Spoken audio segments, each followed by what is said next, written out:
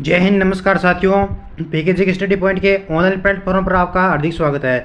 तो जो भी स्टूडेंट सीईटी एग्जाम 2024 की तैयारी कर रहा है, तो विद्यार्थियों सीईटी एग्जाम 2024 की तैयारी करने वाले सभी विद्यार्थियों के लिए क्लास है जो बड़ी इंपॉर्टेंट है, क्योंकि हम यहाँ पे शानदार महत्वपूर्ण प्रश्नों पर चर्चा करने वाले हैं। 20 महत्वपूर्ण प्रश्न हमें यहाँ पर पढ़ेंगे। जो आपका सीईटी का एग्जाम होगा उसमें आपके जो जीके से है वो किस प्रकार से प्रश्न पूछे जाएंगे, यानी कौन कौन से प्रश्न ऐसे हैं जो आपके बार बार रिपीट होंगे सीईटी के अंदर।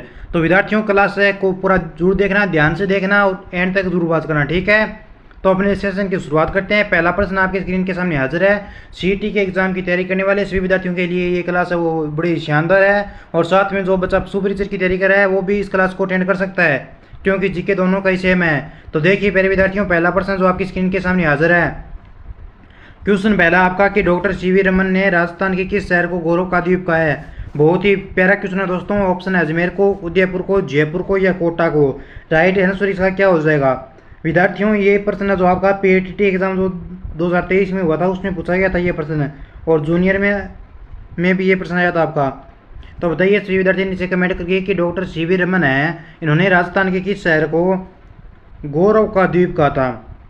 तो इसने कहा था मेरे प्रिय विद्यार्थियों आपके जयपुर को। किसको कहा भाई? जयपुर को आयरलैंड ऑफ ग्लोरी कहते हैं, आपको पता है, गौरव का द्वीप कहा जाता है। सी नंबर ऑप्शन ना यहाँ पे सही आंसर होगा, ठीक है। अगला प्रश्न देखिए नेक्स्ट हमारा, मांड प्राचीन नाम था। मांड किसका प्राचीन नाम था? देखिए स्टूडेंटों, आपके प्राचीन नाम से रिलेटिव आपके एग्जाम में हर बार प्रश्न आता है। ऑप्शन है जैसलमेर का था, प्रतापगढ़ का था, बूंदी का था या करौली का था। सीईटी के एग्जाम में अगर सिलेक्शन लेना है तो यहाँ पे रेगुलर आपको क्लास यहाँ ज्वाइन करनी पड़ेगी, क्योंकि जीके के बिना अपना सिलेक्शन नहीं होगा। जीके हमारा बहुत बड़ा लंबा चौड़ा है, इसके लिए रेगुलर अपने को पढ़ाई करनी पड़ेगी।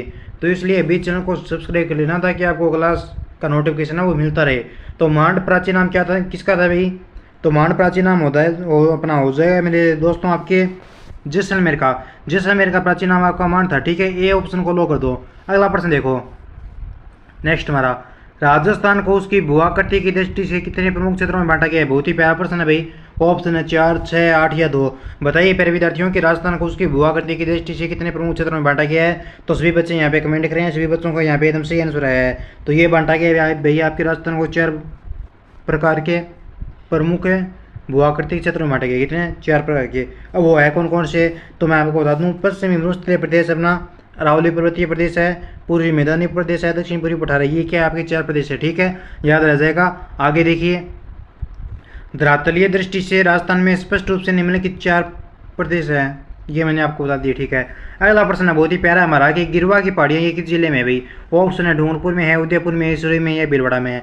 देखिए प्रिय विद्यार्थियों, आपके पहाड़ियों से रिलेटिव आपके एग्जाम में प्रश्न हर बार आता है, तो यहाँ पर आपको सही आंसर देना है इसका कि गिरवा की पहाड़ियाँ ये किस जिले में है। सही ऑप्शन बताना आपको इसका क्या हो जाएगा। देखिए गिरवा की पहाड़ियाँ कौन से जिले में हो जाएगी भाई? तो ये आपकी हो जाएगी सिरोही में। रुको ए मिनट, सिरोही में नहीं है भाई, गिरवा की पहाड़ी दोस्तों आपके उदयपुर में हो जाएगी, ठीक है। जो बच्चा उदयपुर को लो कर है उन सभी साथियों को एकदम यहाँ पे करेक्ट आंसर हो जाएगा। गिरवा उदयपुर के आसपास पाई जाने वाली अर्धचंद्राकार या तस्तरीनुमा पहाड़ियाँ होती है, जो उदयपुर में जरका तथा रागा की पहाड़ियों के मध्य स्थित वर्ष भर हरा भरा रहने वाला भूभाग है, ठीक है। अगर आपके एग्जाम में प्रश्न आए कि मेवल किसको कहा जाता है, तो डूंगरपुर और जो अपने बांसवाड़ा है ना, इसके मध्य की जो पहाड़ी है इसको मेवल बोलते हैं, ठीक है। प्रश्न शानदार है भाई आज के। अगला प्रश्न है कि निम्नलिखित में से राजस्थान की सबसे लंबी नदी कौन सी है। देखिए लूणी है, चंबल है, माही है या घग्गर है। देखिए प्रिय साथियों, प्यारे विद्यार्थियों, कुछ बच्चे कमेंट करते हैं कि सर जी राजस्थान की सबसे लंबी नदी कौन सी है। ये चंबल नदी है अपनी, मान ली बी नंबर ऑप्शन हमारे यहाँ पे करेक्ट होता है। लेकिन सर जी हमें चंबल नदी याद नहीं होता, इसको याद हम कैसे रखें? तो भाई आप क्या पहनते हो अपने पैरों में? आप क्या पहनते हो अपने पैरों में? चंपल पहनते हो। आप क्या पहनते हो? आप अपने पैरों में चंपल पहनते हो। चार से चंपल, चार से हो गया चंबल नदी, ठीक है, याद रह जाएगा। राजस्थान की सबसे लंबी नदी चंपल अपनी क्या है भाई? पैरों में पहने जाने वाली चंपल अपनी बड़ी है, तो यहाँ पे चंबल नदी हो गया। चार से चंपल, चार से चंबल, चंपल अपनी बड़ी है तो चंबल नदी भी अपनी बड़ी हो जाएगी, ठीक है। अगला प्रश्न, नागौर जिले में कौन सी झील है? नहीं है। डीडवाना, डेगाना, कुचामण या रेवासा। बहुत ही प्यारा प्रश्न है भाई कि नागौर जिले में कौन सी झील नहीं है। बताओ बताओ भाई, लॉक कीजिए। तो वर्तमान संदर्भ में अगर हम बात करें इसकी, तो रेवासा सीकर में स्थित है। रेवासा कहाँ पे है भाई? ये सीकर में है, तो सही आंसर हो जाएगा अपना डी नंबर ऑप्शन, ठीक है। अगला प्रश्न देखो, बिसलपुर बांध का निर्माण किस वर्ष में पूर्ण हुआ? 1999 में, 1996 में, 1992 में या 1989 में। बहुत ही प्यारा प्रश्न है कि बिसलपुर बांध है, इसका निर्माण किस वर्ष में पूरा हुआ। सभी बच्चे यहाँ पे क्या करेंगे भाई, करेक्ट आंसर देंगे। ठीक है, तो बच्चे के यहाँ पे कमेंट आ रहे हैं, बच्चों ने क्या कमेंट किया है, सर जी बिसलपुर बांध है ये अपने 1999 में पूर्ण हुआ। बिल्कुल साथियों, आपका सही ऑप्शन हो जाएगा ए नंबर ऑप्शन। ठीक है, आगे देखो, बनास नदी पर कौन सा बांध है। बहुत ही प्यारा प्रश्न है, देखो भाई, बनास नदी पर कौन सा बांध है। ये प्रश्न आपके राजस्थान पुलिस कांस्टेबल का एग्जाम 2013 में हुआ, उसमें पूछा गया है। बनास नदी पर कौन सा बांध है, तो मैंने अभी आपको पढ़ाया है, कौन सा बांध हो जाएगा, बिसलपुर बांध हो जाएगा। ठीक है, याद रह जाएगा। आगे देखो, कुएं एवं नलकूपों से जिला है। रुको रुको, थोड़ा मिस प्रिंटिंग हुआ है, मैं थोड़ा इसको बोल देता हूँ आपको। ठीक है, तो प्रश्न हमारा ये है भाई कि कुओं एवं नलकूपों से सर्वाधिक सिंचाई होती है, उन जिलों के नाम बताना आपको। ऑप्शन है अलवर, श्री गंगानगर, राजसमंद, अजमेर। कमेंट करें। तो राजस्थान में सिंचाई के साधन अपने कुएं एवं नलकूप है। ठीक है, तो सर्वाधिक सिंचाई कुएं एवं नलकूपों से कहाँ पे होती है आपकी, तो आपकी ये होती है भाई, एक होती है आपके अलवर में सर्वाधिक सिंचाई, और दूसरी होती है आपकी जयपुर में। ठीक है, इसके अलावा अन्य भागों की मैं अगर बात करूँ कि कौन कौन सी जगह पर आपसे कुएं एवं नलकूपों की सिंचाई होती है, लेकिन अगर आपको अलवर और जयपुर ये दोनों नाम दिखे तो इसको लो करना है। ठीक है, सर्वाधिक सिंचाई वाली अलवर और जयपुर दो ही है। ठीक है, और वैसे तो अपने कुएं नलकूपों की सिंचाई अपने वहाँ पे भी होती है, भरतपुर में होती है, जालौर में होती है, सिरोही में होती है, टोंक में होती है, भीलवाड़ा में होती है। ठीक है, जैसलमेर का चंदन है ना, इसमें मीठे पानी के नलकूप को थर का गढ़ा कहा जाता है, याद रखना। अगला प्रश्न है कि राजस्थान में कौन सी जलवायु नहीं पाई जाती है। बहुत ही प्यारा प्रश्न है। अभी बच्चे क्या करते हैं भाई, ऐसे प्रश्न आते हैं क्या करते हैं, धावा बोल देते हैं। राजस्थान में कौन सी जलवायु नहीं पाई जाती, क्वेश्चन है। तो शुष्क जलवायु राजस्थान में पाई जाती है, अर्धशुष्क पाई जाती है, अदर भी पाई जाती है, लेकिन ध्रुवीय जलवायु नहीं पाई जाती है। यानी डी ऑप्शन अपना इस क्वेश्चन का क्या हो जाएगा भाई, सही ऑप्शन हो जाएगा। ठीक है, अगला प्रश्न देखिए, बहुत ही प्यारा क्वेश्चन पूछा आपसे कि वन विभाग की प्रशासनिक रिपोर्ट 2020-21 के अनुसार राजस्थान का कुल वन क्षेत्र कितना है। वाह क्या बात, शानदार सर जी, दिल गार्डन हो गया। बिल्कुल भाई मेरे प्यारे विद्यार्थियों, आपका बहुत ही मजेदार प्रश्न है कि वन विभाग की प्रशासनिक रिपोर्ट है ना 2020-21 के अनुसार राजस्थान का कुल वन क्षेत्र कितना है। आपसे क्वेश्चन ये पूछा है, तो कितना हो जाएगा भाई। अगर मैं आपसे कुल वन क्षेत्र की बात करूँ तो ये हो जाएगा आपका 3286,9.69, 3286,9.69, यानी सी ऑप्शन को लो कर दो भैया। सी ऑप्शन को लॉक करने वाले सभी विद्यार्थियों का सही आंसर हो जाएगा। ठीक है, 32,863। ठीक है, अगला प्रश्न, राज्य में नई वन नीति की घोषणा कब की गई भाई। 18 फरवरी 2008 को, 18 फरवरी 2009 को, 18 फरवरी 2010 को, या 28 दिसंबर 2009 को। बहुत ही प्यारा प्रश्न है आपके एग्जाम में, जो सीटी का एग्जाम होने जा रहा है उसमें ऐसे प्रश्न आएंगे आपके। तो राज्य में नई वन नीति की घोषणा कब की गई, तो ये हुई आपके 18 फरवरी 2010 को। कब हुई प्रिय विद्यार्थियों, 18 फरवरी 2010 को। सी ऑप्शन आपका करेक्ट आंसर हो जाएगा। ठीक है, अगर मैं आपसे बात करूं दोस्तों किसकी, रुको एक मिनट, राजस्थान में वर्तमान में कितने वन्यजीव अभयारण्य है। अगला प्रश्न हमारा ये है, राजस्थान में वर्तमान में कितने वन्यजीव अभयारण्य है। प्रश्न है हमारा 33 है, 38 है, 25 है, 27 है। बहुत सारे बच्चे इस क्वेश्चन को गलत करोगे, बहुत सारे बच्चे इस क्वेश्चन को गलत करेंगे, कंफ्यूज होंगे।